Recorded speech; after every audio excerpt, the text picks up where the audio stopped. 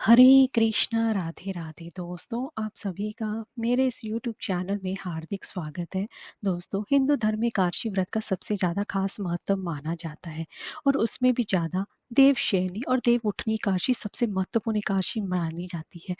देवशयन पर भगवान विष्णु 4 महीनों के लिए निद्रा के लिए सो जाती हैं और देव उठनी एकादशी पर भगवान विष्णु योग निद्रा से जागते हैं और उनके जागने के साथ ही सभी शुभ और मांगलिक कार्य फिर से प्रारंभ हो जाते हैं और इसी दिन चतुर्मास भी समाप्त होता है। देव उठनी एकादशी को प्रबोधनी एकादशी और देवोत्थान एकादशी के नाम से भी जाना जाता है और इसी दिन से तुलसी विवाह भी प्रारंभ हो जाता है, जिसकी वजह से इस दिन का भी सबसे ज्यादा खास महत्व माना जाता है। ऐसा माना जाता है कि इस एकादशी का व्रत रखने से मनुष्य के सभी पापों का नाश होता है और मनुष्य की सभी कामनाएं भगवान विष्णु जी की कृपा से पूर्ण भी होती हैं। और इस दिन माँ लक्ष्मी की भी विशेष रूप से पूजा उपासना की जाती है और ढोल नगाड़ों के साथ भगवान विष्णु जी को योग निद्रा से जगाया जाता है।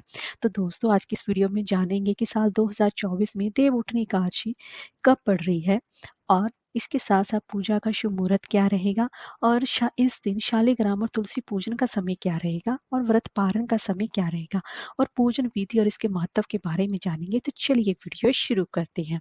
तो दोस्तों, इस साल देव उठनी एकादशी की जो एकादशी तिथि है वो 11 नवंबर की शाम 6:46 से प्रारंभ हो रही है और 12 नवंबर की शाम 4:04 पर समाप्त होगी। तो ऐसे में उदय तिथि के हिसाब से 12 नवंबर को यह व्रत किया जाएगा, जो कि दिन मंगलवार पड़ रहा है। अब जान लेते हैं पूजन का मुहूर्त के समय क्या रहता है। भगवान विष्णु जी के पूजन का मुहूर्त समय रहेगा सुबह 9:23 से लेकर सुबह के ही 10:44 तक रहेगा और रात में शालिग्राम और तुलसी पूजन का समय जो रहेगा वो हमेशा ही शाम के समय किया जाता है। वो रहेगा रात को 7:08 से लेकर रात के ही 8:47 तक रहेगा। उस दौरान भगवान शालिग्राम तुलसी पूजन का समय सबसे उत्तम माना गया है।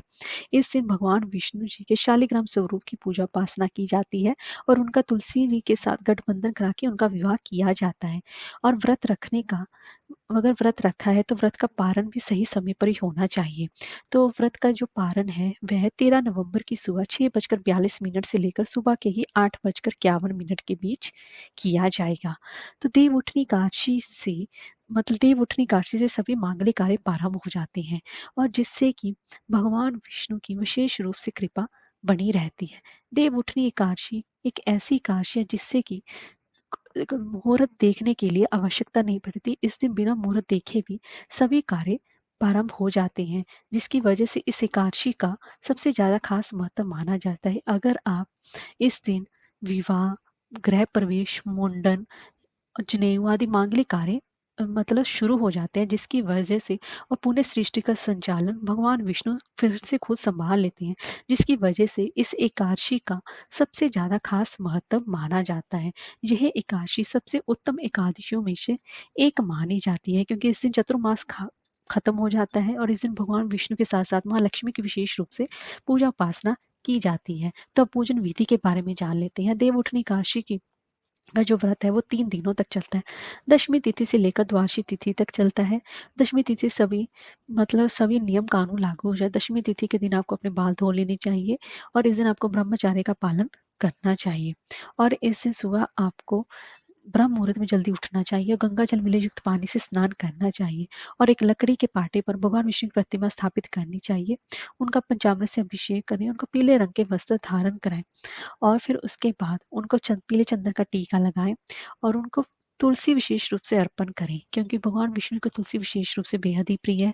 तो आप तुलसी के पत्ते एक दिन पहले से तोड़कर रख सकती हैं और वहां पर बैठकर अपने व्रत का, देव उठनी एकादशी व्रत का संकल्प लें, क्योंकि यह व्रत सबसे उत्तम व्रतों में से एक माना जाता है।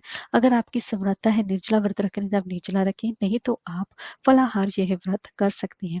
और उसके बाद पूरा दिन भगवान विष्णु जी के मंत्रों का, ओम नमो भगवते वासुदेवाय का यथा संख्या मंत्र में जाप करें, उनकी आरती करें, उनको भोग लगाएं, उनकी व्रत कथा, देव उठनी एकादशी की व्रत कथा, तुलसी माता की कथा अवश्य ही सुने, रात्रि भर जागरण और कीर्तन करें।